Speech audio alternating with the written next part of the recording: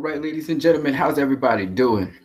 And as you can see, the name of this stream right now, it's a live stream. Remember, you guys can always talk in the chat section. Is, as you can see, Krypton and the Matrix. And we're also going to talk about the DCEU and some other themes and topics that are social commentary, social issues. We're going to talk about all of that because, you know, we're all about community. And like I said, for those of you who don't know, there are some groups inside of Facebook that I'm a part of, like Justice League Unite and Real DCEU Fans. And these groups are all about community. That's why we really have them, to impact our communities that we are in. Anyway, let me start off with a piece of scripture which comes from Psalms 100 and Psalms 118. It says, I called upon the Lord in distress, and the Lord answered me and set me in a large place. I called upon the Lord in distress, and the Lord answered me and set me in a large place. A lot of times, when people read scripture, they don't really understand what they're reading, and that's okay. But today I want to talk about a large place. You know, a lot of times what our minds can perceive and what we think we understand from the given set of knowledge that we know, you know, we really feel we know a lot, and we really know very little. And, you know, when you have a dependency syndrome, when you have a dependency syndrome on goodness, you depend on goodness to come through for you. It opens your mind to other realms and just other possibilities. And these things are very infinite. They're very large. And that's what I think that scripture is particularly saying. It's like getting your eyes open to a new dimension of things, or multiple dimensions of things. And not to really wow you like that. That's not what I really want. Anytime your mind is open to something, it's because it really is for the purpose of you actually functioning better in the world today, to uplift communities, uplift people in general. So it's not just to open your mind just for open mind's sake. You know, a lot of people like to see new things, understand new things just for the new things' sake. No, it's to open your mind so that you can be a better tool, or serve a better purpose within your communities. Okay. All right. So let's talk a little bit about the DCU. We're going to look at some clarification on some things, and even some inspiration drawn by other movies from Krypton. For example, this is the outfit in Equilibrium, Christian Bale's character. All right, in Equilibrium. And if you look at that outfit, it looks very similar to the outfits of Neo in the Matrix trilogy, and also Brainiac Sentry, who poses as the voice of Rao in Krypton. And all three of the characters I just said there, which is a further elaboration on something I already said in another video, all three of the characters stand as a mediator, as an intermediate, carrying out the voice,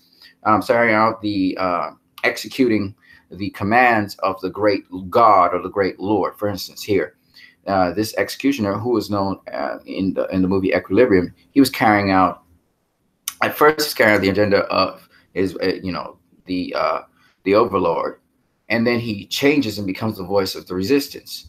Similarly, Neo, who never was a conformist, actually, he was always a rebel.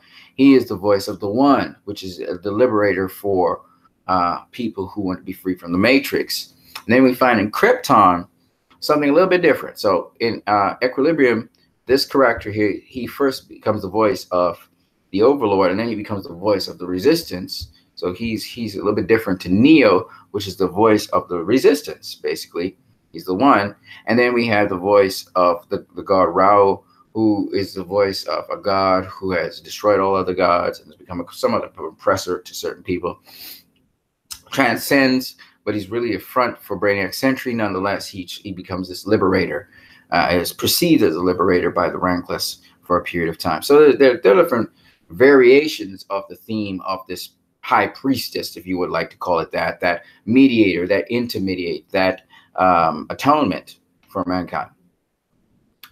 And so I just wanted to highlight that, and then I wanted to highlight something else. A guy was saying that in Krypton, when you look at the vessel that carried Kal-El, the pod, he considered it as a sperm, and that the citadel was as the female, and Earth as no, sorry, the citadel as the male, and when the and the vessel that carried Kal-El as the sperm, and Earth as the recipient, so that we have what we call male female energies in almost every single movie. And if you can identify the male energy and you can identify the female energies, then you just have to look at, well, what are the roles that these male and female energies are carrying out in a movie. And that's always important. Male and female created, he them, it says in scripture. And so there's the yin and yang, or the male and female energies, and it goes all the way up to how we characterize God, which is a very interesting thing. Of course, I didn't really particularly see that, but I saw more a sort of metaphor for Christ's brokenness, and then the redemption for us in Man of Steel, and in Superman. I saw how Jesus became the supernova. He was like the Star of David, and then he became the supernova from which birthed us. All right. I didn't show you guys this one, but this is an analogy that really is closely shows that really the voice of Ra is not what we see, but really it's the sentry of Brainiac that's controlling the voice of Ra. Very similar and very villainic to the character of Smith in The Matrix, was taking control of Bane's body, who's a human. Therefore, just like that, where Smith was a program, here we have a virus, or sort of a sentry of Brainiac that actually invades and controls the voice of Ra. We have Smith, which is a program controlling Bane and taking over his body. So it's very interesting how the parallels between the Matrix and villains ties much more closely than the relationship between these characters here from the Matrix and Krypton, who are seen as liberators or as priests. And so actually the voice of Ra, he differs from, or at least Brainiac Sentry, he differs from Equilibrium, Christian Bale's character, and Matrix Reloaded, which is Neo. He's more of a villain, such as Agent Smith, who invades Krypton. Because remember, if you look at Brainiac Sentry, it's just this parasitic looking thing that's kind of like a little worm kind of looking like thing that looks kind of a mechanized worm. And so that's what you're really seeing in The Matrix Reloaded and Krypton. So the parallels are there. Oh, and just to go into the deeper significance of that, it's like, for instance, a negative trait, an evil trait takes root in you and starts to control you. Addictions, you know, sins, lusts, passions for certain things. These are the things that control you. And again, they are almost invisible to people. And so when you talk about demons being demon possessed, and this person starts to behave differently, it's the behavior of the person that gives away that they're being controlled by something. And I thought that these are just metaphors for that.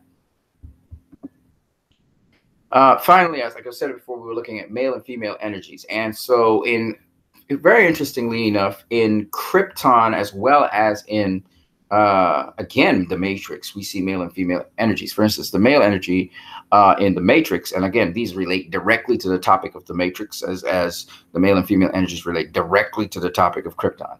If you look at the architect of The Matrix, he was considered the father of The Matrix. In fact, when the architect was talking to Neo, he said, "I am the father of The Matrix. If I am the father of The Matrix, she would undoubtedly be its mother." And he was referring to the she as the Oracle, which was the mother of The Matrix, an intuitive program designed to interface and explore the human psyche. And it's very interesting that in Krypton, we have that parallel as well, where we have Ra, who's the father, the one true God, and he who kindled the sun, formed the stars and planets, and the most perfect of which became Krypton. So that's the father of Krypton was considered Ra, the sun god. And it's very interesting. We have the female energy, which is Synthona, the ice goddess, who is the true mother of Krypton. That's what she professes she is. And it's just very interesting how the interplay of these male and female energies are, what exactly identifies them. It's good for you to go into the actual television series, or even watch at the Matrix trilogy to see and identify what are the female energies or the motherly energies and what are the fatherly energies. By the way, happy Mother's Day to all the mothers out there as we speak on this topic right now. And then there's the final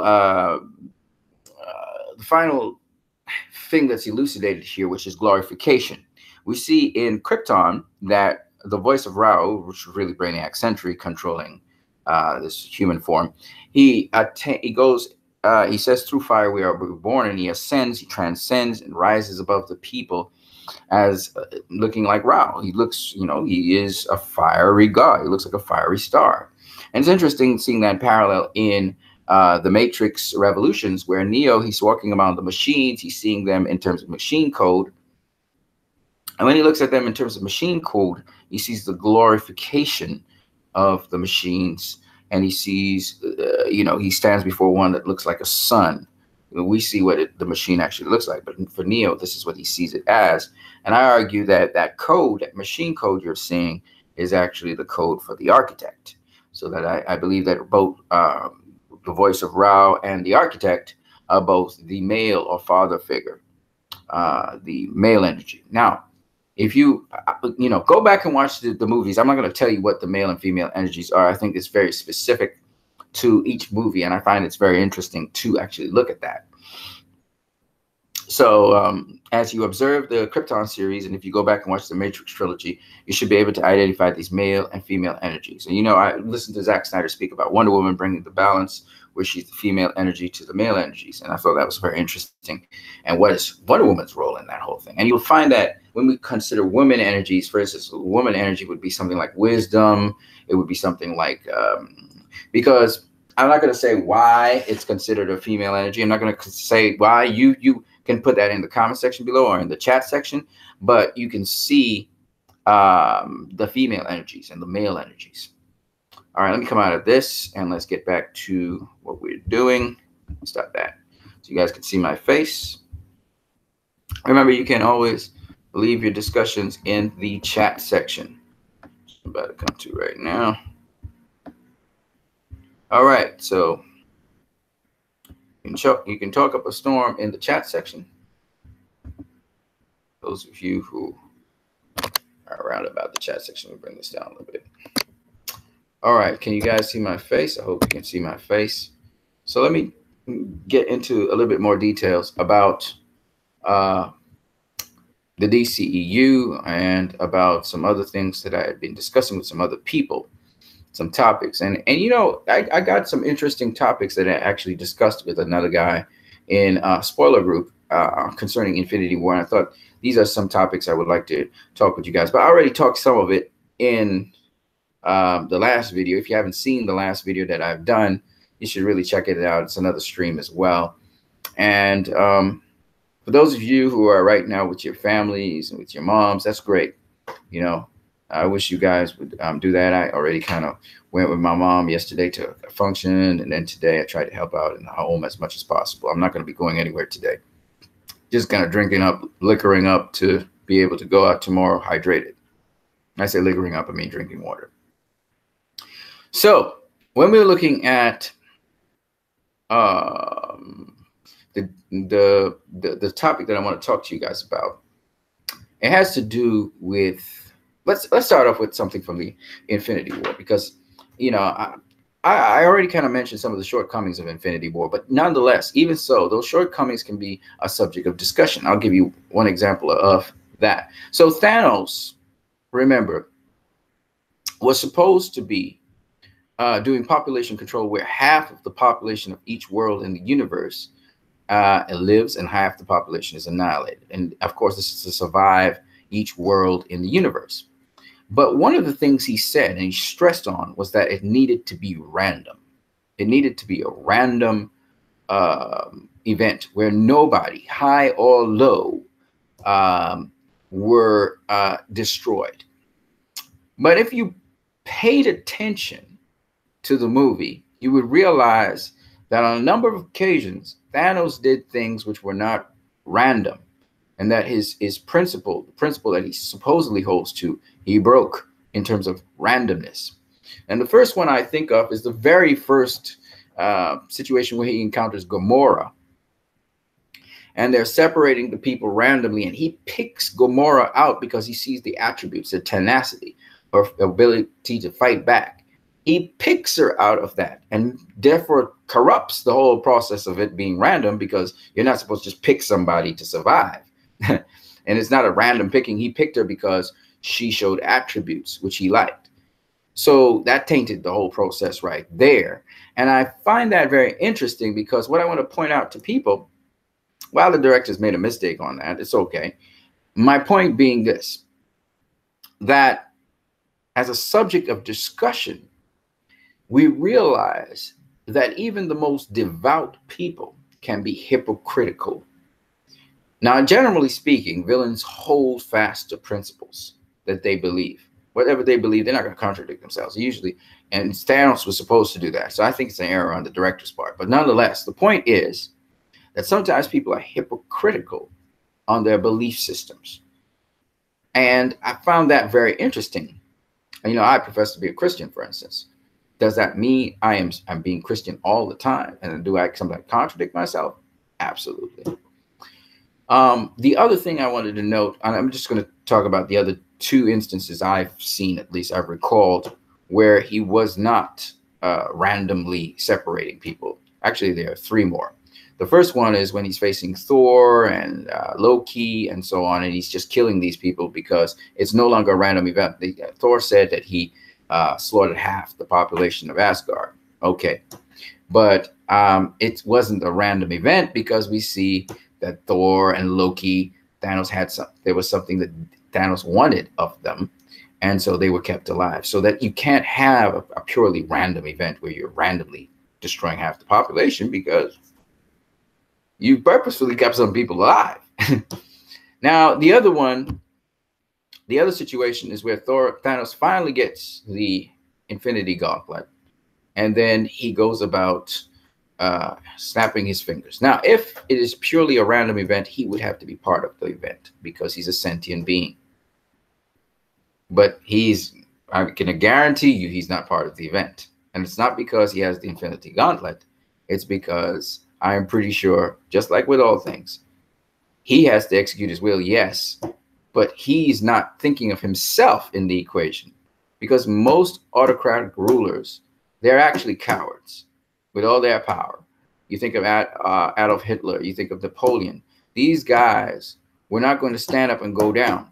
You know, it was interesting when I was having a discussion with another gentleman. He was talking about how, you know, in Chinese and Japanese systems, you know, if a commander was mortally wounded, instead of giving himself over to the enemy for them to do all kinds of things with him, he would allow his soldiers to, you know, if he couldn't kill himself by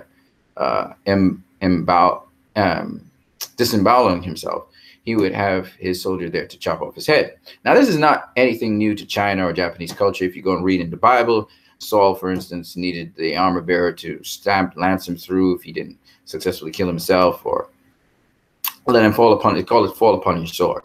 There's nothing new, but generally speaking, that's a cowardly way to go. If you're losing the war, then you should be able to allow yourself to get into the hands of your enemies and stand whatever consequences for it, if you think about it. So it's not really the most honorable way to go, but that's not what I was going to talk about. What I was going to talk about is the third thing. In the third episode, Thanos wipes out almost all the world of the dwarf giants, who are forgers for tools and materials and weapons. Almost all of them, which means that cannot be a random event. He must have a reason for doing that and saving one. So again, he goes against his rule right there. And you can say they were threats or whatever, but it's a world. It's a world of tool makers. You don't just annihilate almost everybody. And so that was not a random event at all either. And so I just wanted to point these things out, not because I'm trying to show you that even somebody who's convicted in what they say, they can be hypocritical about it, that they know. But really, generally speaking, somebody who lives by a certain philosophy, at least in all the movies I've seen so far, they generally hold fast to their philosophy, you know. But it's a fundamental flaw. There are some fundamental flaws in this movie. In Infinity War, there's some fundamental flaws with the characters. Just fundamental flaws. Now, let me talk about some other things that I really want to talk about, which has to do with the DCEU and communities and how we're proceeding forward. Generally, the DCEU and even some Marvel films like Black Panther, they have social issues that we should really be discussing, especially in this climate. Now, I talked to you guys about relative truth, which is not, there's no such thing as that. And in another video, I will try to discuss and tend to the topics that not only Wonder Woman, Justice League, Star Wars, and Black Panther tended to, which I thought were very important topics, but I'll also look at some of the topics from movies like Gladiator, movies like The Matrix, and other big blockbuster movies, which I think they took the opportunity of being a big blockbuster to actually comment on social issues. And I find that really great. And I love opinionated films. And I like guys like Ridley Scott, etc. All right, so hold on a second. All right. Okay. So I know it's 3:16 in the day, and some of you guys are not around, didn't know this podcast was coming up. And I'm looking forward to Krypton Season 2. But the last thing I want to talk about is Through Fire, We Are Reborn. Through Fire, We Are Reborn. So the DCU has done this in extensive detail, and we've seen it in movies such as movies have we seen it? Rebirth, Through Fire. I think X-Men: The Last Stand, not The Last Stand. Yeah, it could be The Last Stand. I think we had that with the Phoenix, but she was reborn and she was quite evil. But for the most part, Rebirth is an interesting theme that we've seen it from Justice League to Infinity War. No, not Infinity War. Justice League and Krypton. They have that common theme with Rebirth. And I do believe that Through Fire We Are Reborn is a true statement, but the very evil way how the Brainiac Sentry utilizes that is interesting. So Brainiac Sentry, he's talking about Through Fire We Are Reborn. We see him display it, walking through fire, and then we see him use little Ona and use her as a child bomb to commit suicide, and so try to harm the rebels because she knows where they are. And that's a narcissistic way of looking at it. In fact, Through Fire We Are Reborn is a purging process which leads us to being better than we were and of greater service to our communities. So rebirth is not necessarily a negative thing, but it should be something which actually edifies. And again, the same philosophy, but applied in a devious way or in a sadistic way, so that you have to see the truth of the situation. Always you ask yourself, what is the motive that this person has? Don't just look at the phenomenology. Please do not get caught up in emotionalism. Look at the substance of what someone says. That is how you don't go down the wrong road. All right, so I think I've said about enough for this Mother's Day. I hope that all the mothers out there, I want to say a big thank you to you, because without you, we would not be here and it would not be possible. Of course, the mothers give us attributes of what the female energy is, and part of it is nurturing, caring, see people grow, and protecting. And there's a number of other factors that have to do with the female energy. But as for now, I'll leave you guys to put that in the comment section below whenever you see this video. Until then, I'm sorry guys, but I gotta go. I gotta take a 5-2. I gotta get some rest. I gotta hydrate up for tomorrow. You guys have a great